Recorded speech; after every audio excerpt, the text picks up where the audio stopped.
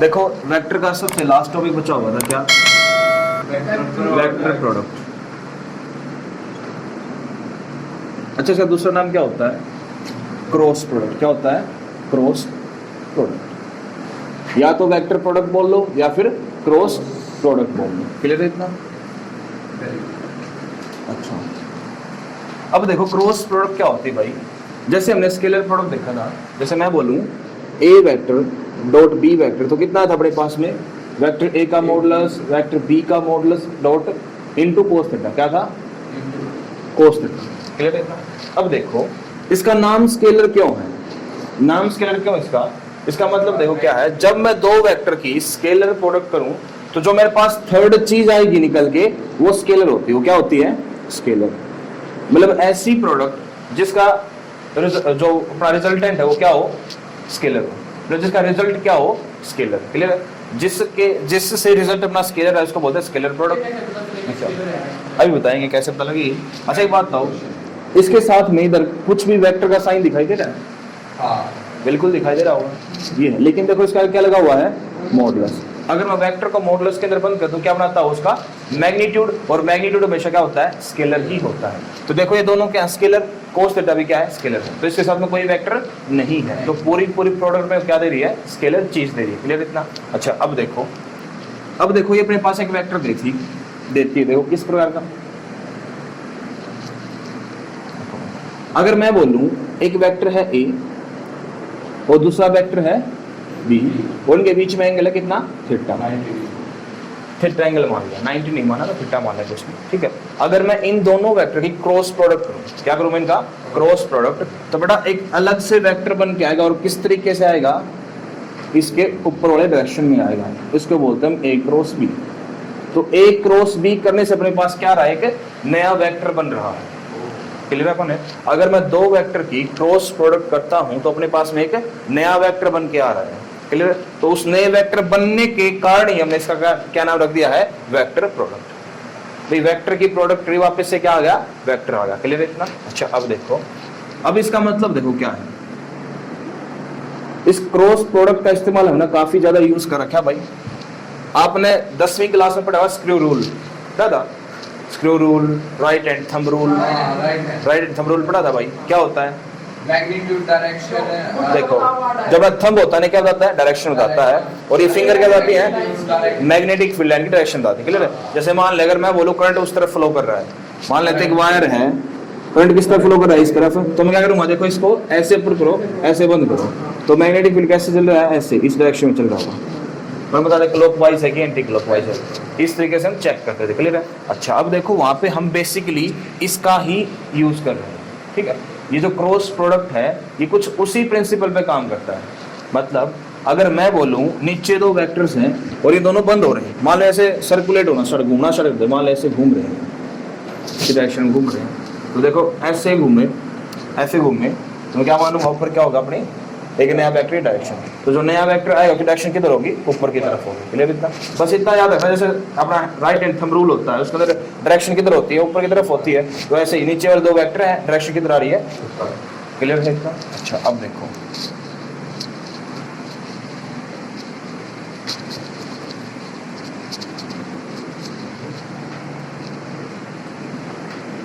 अगर मैं बोलूं एक वेक्टर है ए और दूसरा वेक्टर है बी, अगर इन दोनों क्रॉस करूं तो क्या आएगा अपने पास में? सेम आएगा, वेक्टर ए का मॉडुलस इनटू वेक्टर बी का मॉडुलस। अब देखो यहाँ पे एंगल क्या हो जाएगा? चेंज, या ट्रिग्नोमेट्रिक रेशियो चेंज हो जाती है। यहाँ पे क्या हो जाएगा? Sine theta. वहाँ पे क्या था? कोस थीटा, यहाँ पे क्या आ जाएगा? Sine theta. और साथ में एक चीज और आती है, उसको हम बोलते हैं एन कैप। क्या बोलते हैं इसे? N cap. ये एन कैप क्या है? इसको बोलते हैं नॉर्मल वेक्टर। क्या बोलते हैं इसे? Normal vector. अगर ऊपर कैप लगी हुई तो किसे दिखाता है? यूनिट को। तो हम बोल सकते हैं नॉर्मल यूनिट वेक्टर। क्या बोल सकते हैं इसे? Normal unit vector. एन का मतलब क्या होता है? Normal vector. अगर ऊपर कैप लगा दे तो क्या बन जाएगा? ये यूनिट वेक्टर। क्लियर है इतना? अच्छा अब देखो, अगर मैं इधर बोलूं, इधर देख के बताओ भाई कोई ऐसी चीज लग रही है जो वेक्टर रिप्रेजेंट करता हो? तो बिल्कुल है, ये दोनों स्केलर है, ये भी क्या स्केलर। लेकिन देखो इसके साथ में क्या लग गया? N cap. इसका मतलब क्या है? इधर वाली चीज भी अपने पास क्या है? वेक्टर है। इधर वाली चीज भी अपने पास में क्या है? वेक्टर है। क्लियर है इतना? अच्छा कल हमने एक ऑर्थोगोनल ट्रायड देखा था। एक्स एक्सिस को हम किससे रिप्रेजेंट करते हैं, आई कैप से, वाई जे कैप से, और जेड को हम के कैप से। अच्छा, अब उसको देखो भाई क्या होता है, अगर मैं बोलूं आई कैप क्रॉस आई कैप कितना आएगा, अगर मैं डॉट करूं तो कितना आता है, हमेशा 1 आता। अब यहाँ पे 0 आएगा, क्यों, देखो अगर मैं आई क्रॉस आई करूं, जैसे मैं बोलूं एक्स, एक वेक्टर मेरा एक्स की डायरेक्शन में, आई मतलब एक्स की डायरेक्शन में होगा, दूसरा वेक्टर किस डायरेक्शन में है, एक्स की डायरेक्शन में है, यानी बीच में एंगल कितना बनेगा, 0 डिग्री। कितना बनेगा, 0 डिग्री। और साइन 0 कितना होता है, 0। देखो वहां पे कोस था, कोस 0 कितना होता है, 1 होता है, लेकिन यहाँ पे क्या है, साइन 0, तो कितना हो जाएगा, 0। तो मैं लिख सकता हूँ, देखो आई का मैग्नीट्यूड कितना हो जाएगा, यूनिट वेक्टर कितना आएगा, 1। देखो ये यूनिट वेक्टर है, इसका मैग्नीट्यूड कितना होगा, 1, इसका भी मैग्नीट्यूड 1 इनटू में साइन 0, और साइन 0 कितना होता है, 0, तो कितना आ जाएगा ये, 0। कल रहे इतना, तो आई क्रॉस आई कितना बना, 0। सेम टू सेम अगर मैं बोलूं जे क्रॉस जे तो कितना बनेगा, 0। अगर मैं बोलूं के क्रॉस के तो भी कितना बनेगा, ये 0। क्या इतनी बात क्लियर है, इतनी बात क्लियर है। अच्छा अब देखो, अब अगर मैं इसकी अलग अलग मल्टीप्लाई कराऊं भाई, आई की जे के साथ या फिर आई की के साथ, तब क्या बनता है, तो एक साइकिल लॉ को फॉलो करता है। किसे फॉलो करता है, साइकिल लॉ, एक साइकिल से बनती है भाई। कैसे, देखो मैं बोलूँ यहाँ पे आई कैप है, यहाँ पे क्या रख दिया मैंने, यहाँ पे रख दिया मैंने के कैप। अगर मैं बोलूँ आई क्रॉस जे, क्या बोला मैंने, आई क्रॉस जे, तो क्या आएगा अपने पास में, के। जैसे मैं बोलूँ आई क्रॉस जे, तो अपने पास में क्या आएगा, के कैप आएगा। अगर मैं बोलूँ जे क्रॉस के, तो अपने पास में क्या आएगा भाई, अगर मैं बोलूँ के क्रॉस आई,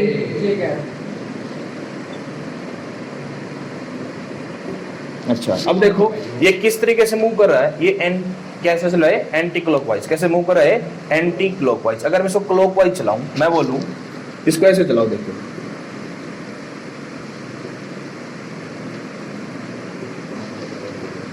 अगर मैं कहूं ऐसे करो, तो आई क्रॉस क्या बन गया, के, और अब क्या आएगा अपने पास में, माइनस जे कैप। अब क्या हो जाएगा, साइन चेंज हो जाता है, क्या हो जाएगा, माइनस जे कैप। अगर मैं बोलूं के कैप क्रॉस जे कैप, तो क्या बनेगा अपने पास में, माइनस आई कैप। कितना बनेगा, माइनस आई कैप। अगर मैं बोलूं जे क्रॉस आई, तो क्या बनेगा, माइनस का के कैप। क्लियर है इतना। देखो यहाँ पे डायरेक्शन, जैसे ही मैंने वेक्टर की पोजीशन चेंज की, तो आगे क्या हो गया, साइन नेगेटिव आ गया। क्लियर है। तो साइन नेगेटिव क्या दिखाता है वेक्टर में, डायरेक्शन का अपोजिट होना। क्या दिखाता है, हमेशा डायरेक्शन का अपोजिट होना। क्लियर है। अगर ये वेक्टर इस डायरेक्शन में, मान लो कि वेक्टर किस डायरेक्शन में है, इस डायरेक्शन में, तो ये किस में है, इसका अपोजिट है, इस तरफ हो। क्लियर है इतना। तो माइनस ऑफ अ वेक्टर क्या दिखाता है, हमेशा डायरेक्शन का अपोजिशन। ठीक है, अपोजिट डायरेक्शन को शो करता है हमेशा। इतनी बात क्लियर है। अच्छा अब देखो ये हो कैसे रहा है, ये था डाउट भाई कि ये कैसे आया, इतने आया कैसे। इधर देखो, अगर मैं बोलूं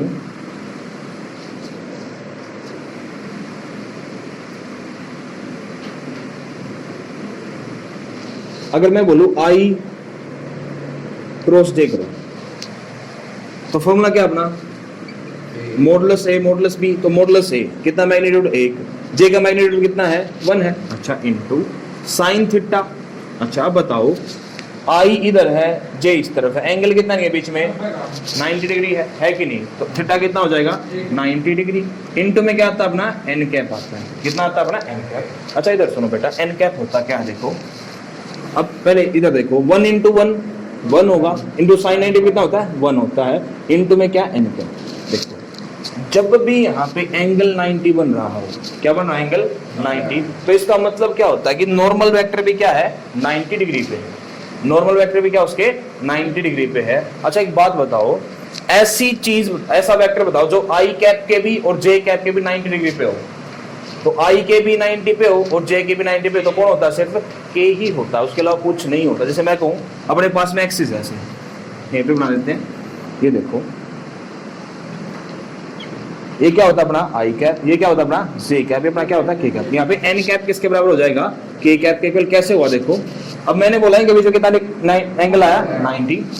अगर पहले दो वेक्टर के बीच में थीटा कितना बढ़ रहा है, 90, तो इसका मतलब नॉर्मल वेक्टर भी क्या होगा, 90 डिग्री पे। क्लियर है। अच्छा नॉर्मल वेक्टर किस किस के 90 पे होगा, जो गिवन वेक्टर उन दोनों के।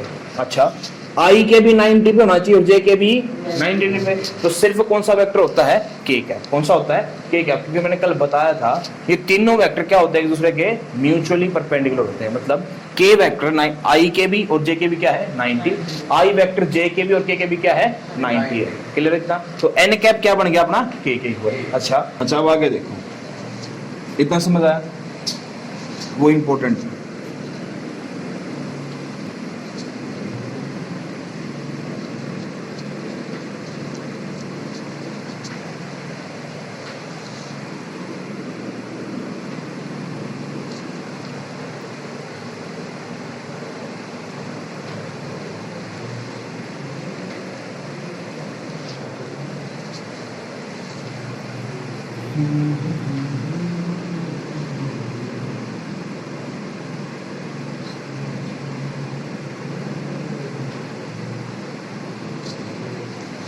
ये चीज भूल गया यार मैं, चल ठीक आगे करवाता हूँ। देखो भाई अब देखो, अब हम क्रॉस प्रोडक्ट निकालना देखते हैं, कैसे निकालते हैं क्रॉस प्रोडक्ट को। ठीक है, अच्छा जैसे हमने डॉट निकाल ली थी भाई, जैसे मैं बोलूँ एक वेक्टर अपना आई कैप प्लस जे कैप प्लस के कैप की डॉट करनी भाई 2i प्लस 3j प्लस 5 की कर।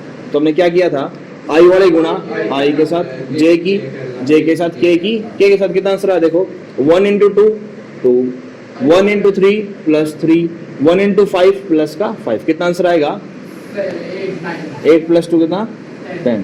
क्लियर इतना 10 आंसर आ गया। ये थी अपनी सिंपल स्केलर प्रोडक्ट। अच्छा जब मैं वेक्टर प्रोडक्ट की बात करूं भाई कैसे होती है तक ध्यान दो। जैसे मान लो दो वेक्टर है, ये वेक्टर है ए, ये क्या है वेक्टर बी। अब यहाँ पे देखो अगर मैं बोलूँ क्रॉस निकालो, तो हम क्रॉस के लिए क्या करते हैं भाई, ऐसे बड़े दो डंडे खींचो, इसको बोलते हैं डिटर्मिनेंट निकालना। क्या बोलते हैं इसे, डिटर्मिनेंट निकालना। 12th क्लास में आएगा ये डिटर्मिनेंट, लेकिन यहाँ पे भी आता है। क्रॉस प्रोडक्ट के लिए हमें क्या निकालना पड़ता है, डिटर्मिनेंट निकालना पड़ता है। कैसे निकालते हैं ध्यान दो, जो ऊपर लिखो यहाँ पे लिखो आई कैप, यहाँ पे लिखना है जे कैप, यहाँ पे क्या लिखोगे के कैप। क्लियर है इतना? अच्छा अब देखो यहाँ पे आई कैप का कोफिशिएंट क्या है, मतलब आई कैप का कितना लिखा हुआ वो देखना पड़ेगा। कितना लिखा हुआ है 1, जे के आगे के आगे, यहाँ पे आई का कितना है जे के आगे के आगे कितना है, ऐसे लिख लोगे, ऐसे लिख लोगे। अच्छा अब क्या करना देखो, ऐसे रफ कर दूं भाई,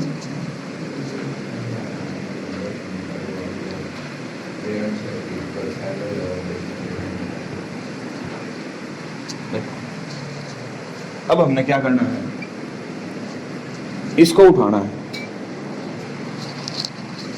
इस लाइन को छोड़ दो, इस लाइन को छोड़ दो। ध्यान दो सबसे पहले करना है आई कैप लिखो, यहाँ पे क्या लिखना है आपको आई कैप, ऐसे ब्रैकेट स्टार्ट करो। तो ब्रैकेट में क्या करना देखो, आई कैप वाली इस लाइन को छोड़ दो और इस लाइन को छोड़ दो। कौन से बच गए, 4 नंबर बच गए। इन दोनों ही गुणा करो, माइनस कर दो इन दोनों ही गुणा, इस दोनों ही गुणा करो, माइनस कर दो इसकी गुणा। तो 5 माइनस 3 कितना हो जाएगा ऐसे। क्लियर है? आगे आपने लिखना जे कैप, क्या लिखोगे आगे जे कैप, और यहाँ पे लगाना माइनस, क्या लगाना है यहाँ पे माइनस लगाना है। जे कैप लिख के क्या लगाना है आगे माइनस लगाना, हमेशा माइनस होगा। जे कैप क्या हमेशा क्या होता है माइनस ही होता है। क्लियर है? काम वही करना है। अब देखो जे कैप पे से मार्क करो, इस लाइन को छोड़ दो और इस लाइन को छोड़ दो। जिसको हम ले रहे हैं उसकी हॉरिजॉन्टल और वर्टिकल दोनों लाइन को छोड़ना है। जिस लाइन को हमने लिया है उसकी वर्टिकल और हॉरिजॉन्टल दोनों लाइनों को छोड़ना। देखो क्या बच गया भाई, 1 2 और 1 5 बच गया। इसकी और इसकी गुणा करो, 1 इंटू 5 5, माइनस उधर 2 इंटू 1 कितना हो जाएगा 5 माइनस 2। प्लस लगाना के साथ, आई और के हमेशा क्या रहेंगे प्लस, और जे क्या हो जाएगा माइनस। हाँ सिर्फ जे क्या माइनस था, आगे 12th क्लास में बताऊंगा, डिटरमिनेंट में पढ़ते हैं। ठीक है, अभी काम का नहीं है क्यों माइनस लगा, ठीक है। बेसिकली पोजीशन का बेस होता है भाई, ऑड पोजीशन पे। ठीक है, अच्छा इधर देखो, मैं बोलूँ के कैप, तो के कैप के लिए क्या करना भाई, इसकी वर्टिकल लाइन छोड़ दो, हॉरिजॉन्टल लाइन छोड़ दो, बचा क्या भाई 1 इंटू 3 माइनस 2 इंटू 1। कितना आंसर है अपने पास में 2 आई कैप माइनस 2 जे, सॉरी 3 जे कैप, और प्लस कितना है भाई के कैप। तो देखो अपने पास क्रॉस प्रोडक्ट करने पर क्या आया वापस से एक वेक्टर। अपने पास पहले से ही क्या थे, 2 वेक्टर थे, उन 2 वेक्टर की मैंने क्रॉस की तो अपने पास क्या गया एक नया वेक्टर आया। क्लियर? तो इसलिए हम इसको क्या बोलते हैं वेक्टर प्रोडक्ट बोलते हैं। हमेशा क्या देगी अपने को वेक्टर देगी। क्लियर है इतना? अब क्वेश्चन आएगा एंगल फाइंड करने वाला, एंगल फाइंड करके बता सकते हो। जैसे क्वेश्चन आएगा ऐसे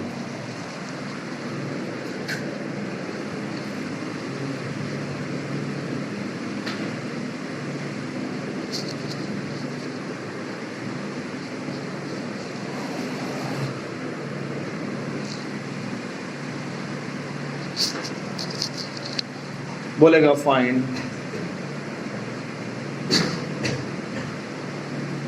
angle between vector A and vector B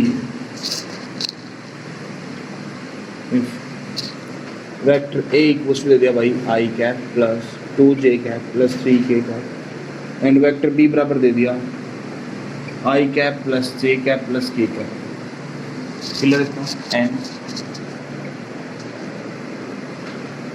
both are sorry ये नहीं एंगल फाइंड करना है ना भाई अभी क्या देगा ये find the angle between the vector a and b if this by using cross product cross product से का यूज करके निकालो ठीक है आगे बताऊंगा भाई ऐसे लिख के नहीं देते कि क्रॉस प्रोडक्ट निकालो स्केलर लो अपने खुद फाइंड करना होता है हमें क्या लगाएं यहाँ पे स्केलर लगाएं क्रॉस लगाएं तो अब इसका जरूरत नहीं था तो मैं सीधा लिख के दे दिया क्रॉस प्रोडक्ट तो आपने क्रॉस प्रोडक्ट का इस्तेमाल करना और एंगल फाइंड करना कर सकते हो करके दिखाओ जल्दी मैंने क्या बताया था vector A cross vector B क्या होता है mod A mod B sine theta N cap का मैग्नीट्यूड कितना होगा हमेशा 1 होगा तो यूनिट वेक्टर के लिए कितना अच्छा देखो अपने क्या करना भाई साइन थीटा इक्वल्स टू अगर मेरे को एंगल निकालना तो क्या करूँगा मॉडुलस कर दो vector A cross vector B का भी अपॉन में क्या हो जाएगा modulus of vector A and modulus of vector B और अपॉन में कितना हो जाएगा 1/n कैप का मॉडुलस तो बेसिकली साइन थीटा कितना है अपने पास में modulus of vector A cross B by modulus of A and modulus of B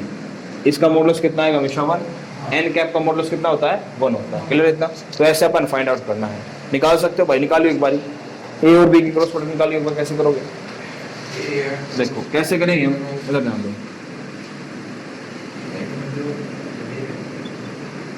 A cross B के लिए क्या करते हैं भाई आई कैप जे कैप के कैप क्लियर इतना अच्छा आई कितना भाई यहाँ पे कोएफिशिएंट कितना 1 2 3 यहाँ पे कितना है 1 1 1 क्लियर इतना आगे यहाँ पे क्या करना है अपना आई कैप इनटू ये लाइन छोड़ दो ये लाइन 2 into 1 2 -3 2 -3 कितना हो जाएगा -1 जे क्या लगाना हमेशा माइनस लगाना है ये लाइन छोड़ दो ये लाइन छोड़ दो 1 into 1 -3 कितना -2 प्लस के इंटू इसको छोड़ दो 1 -2 -1 अभी माइनस हो रहा है कितना आया minus I cap minus into minus plus 2j cap and minus के कैप ये अपने पास क्या आ गई क्रॉस प्रोडक्ट आ गई अच्छा अब इसका भी क्या करना अपन है मॉडुलस करना क्या करना है इसका मॉडुलस तो a क्रॉस b का मॉडुलस करना कितना हो जाएगा देखो अंडर रूट ऑफ -1 का स्क्वायर कितना होता है +1 2 का स्क्वायर 4 और -1 का वापस से 1 4 + 1 5 + 1 कितना 6 कितना आ गया अंडर रूट 6 क्लियर इतना अच्छा अब देखो अब हम क्या करेंगे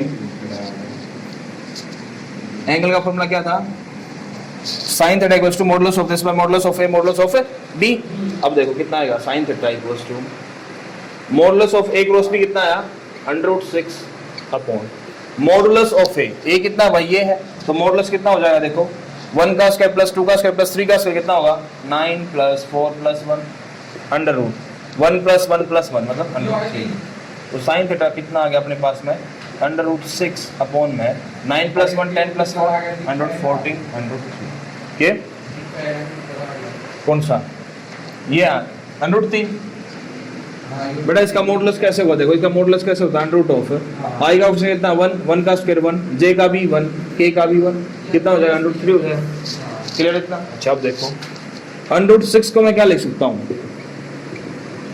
under root 2 into under root 3 लिख सकते हैं ऐसे कोई दिक्कत अच्छा अब देखो कितना हो जाएगा under root 14 into under root 3 under root 3 से अंडर रूट 3 कैंसिल आउट अच्छा अंडर रूट 14 भी कितना हो सकता था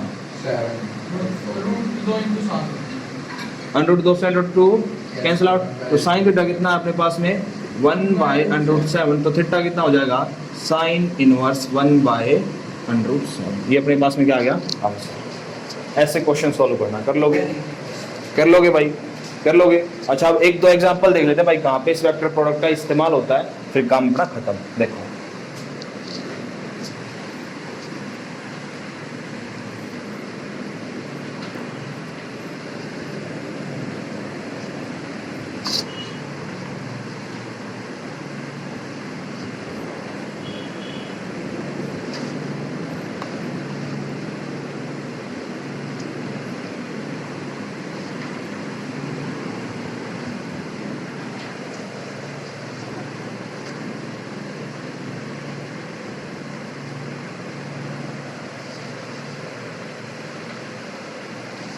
देखो जैसे सम वेक्टर क्वांटिटीज,